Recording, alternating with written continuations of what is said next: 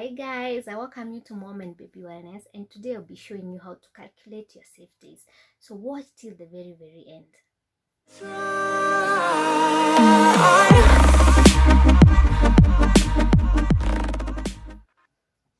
So guys, welcome back again. My name is Nasteri, and in this channel we talk a lot about trying to conceive, about pregnancy, baby care, health and well-being. If any of these subjects resonates with you, kindly hit the subscribe button. And by the end of this video, you will know how to calculate your safe days. So you may be wondering, is this video for me because I have an irregular cycle? Yes, this video is for you.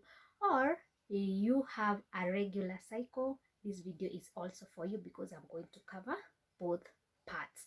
So let me hop onto my computer so that I can take you through the whole calculation process.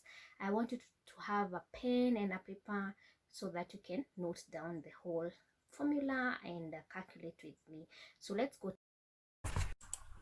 So guys, welcome to our presentation. So I'll be showing you a step-by-step process how you need to go about calculating your safe days. So for example, onto our step 1, you need to track your menstrual cycle. As you can see from my board here, you need to track your menstrual cycle for at least 4 to 6 months. So this is how I've tracked mine. Month 1, my cycle was 26 days. Month 2, my cycle was 28 days. Month 3, my cycle was 32 days. Month 4, my cycle was 29 days. If you don't know how to track your menstrual cycle, there's a video that I did previously. Kindly check it out. It's going to show you exactly how to track your menstrual cycle so that you can know the length of your cycle. So this is the length of my cycle of my past 4 cycles. Let's go to step 2. Subtract 18 days from your shortest cycle, then count from the first day of your next period and mark the date on the calendar. So what month was my shortest cycle? So it was month 1 was 26, month 2 28, 32 and 29. So my shortest cycle was during month 1, which was 26 days. So I'm going to take 26 days. I take away 18, and what is the answer, guys? Comment in the comment box below. What is the answer? This is about 26, take away 18, at about 8. So the day of your next period and mark the date on the calendar. So let me try and look for a calendar. So guys, for example, this is our calendar. The one was let's say date 4th.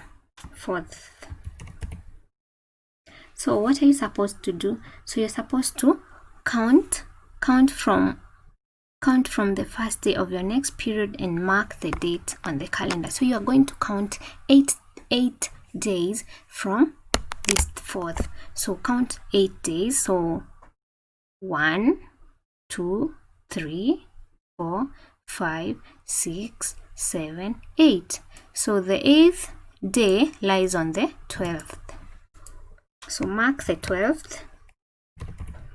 So mark it right here. So this date, mark it 12th. Okay, so let's go to our step 3.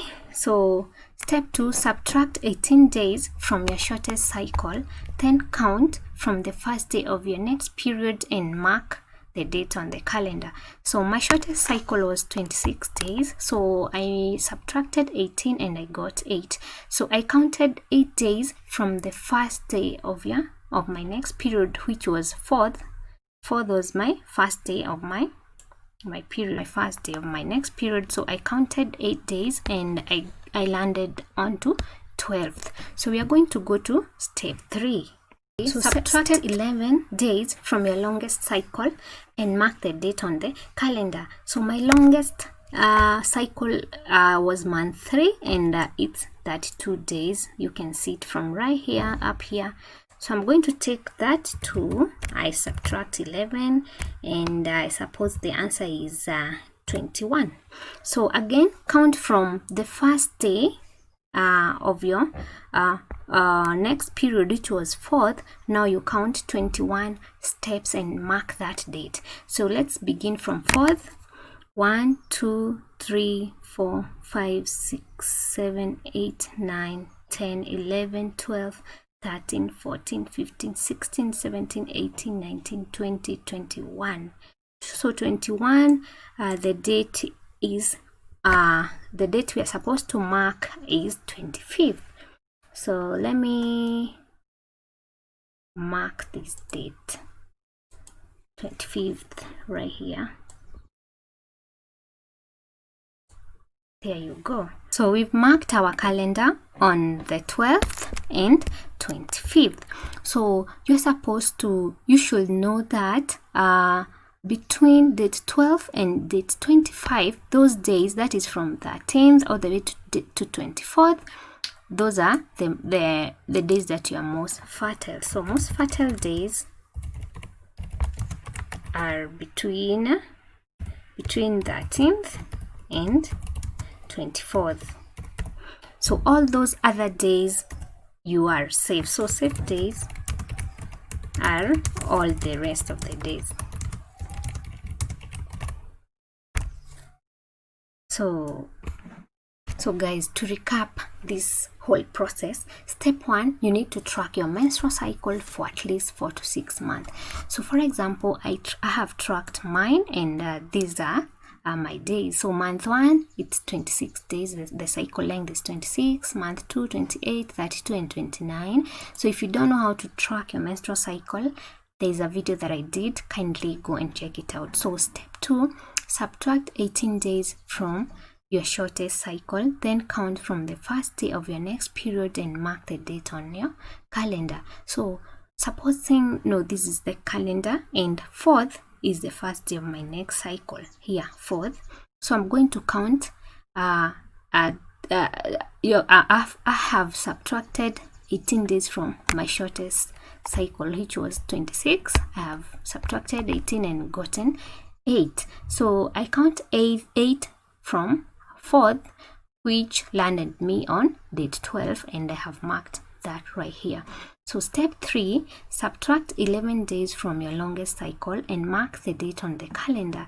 So my longest cycle was 32 days, so I subtracted 11 and got 21. So I have counted again from the first day of my menstrual cycle. 4th, I have counted 21 days all the way and landed on 25th. So, and I have marked that date right here, so 25th. So my most fertile days are between 13th here and 24th. So those are my most fertile days, and my safe days are all the rest of the days. That is those days that are not between 12th and 25th. So I hope I've made myself very, very clear. So guys, let's talk a little bit about irregular menstrual cycle. So let me define what is an irregular menstrual cycle and what is a regular menstrual cycle. So a regular cycle has a variation between the shortest cycle and the longest cycle of about maximum 7 days. It should not be more than 7 days. So if your shortest cycle, let's say for example, was 20 days and your longest cycle was 24 days, then you have a variation of about 3 days, and thereby your cycle is regular. So if you have a cycle length that has a variation between the shortest and the longest cycle of more than 8 days, so for example, your shortest cycle was 26 days and your longest cycle was 40 days, you can see the difference between 40 and 26 is it's about 2 weeks or 14 days. So you have an irregular cycle. So I want to address those ladies who have an irregular menstrual cycle.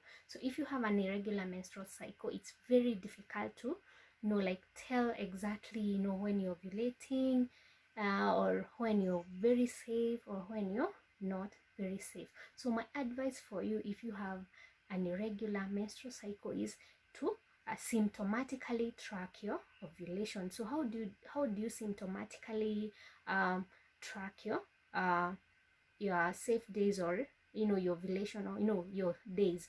So you symptomatically track your days by how you feel, how you're feeling about your body.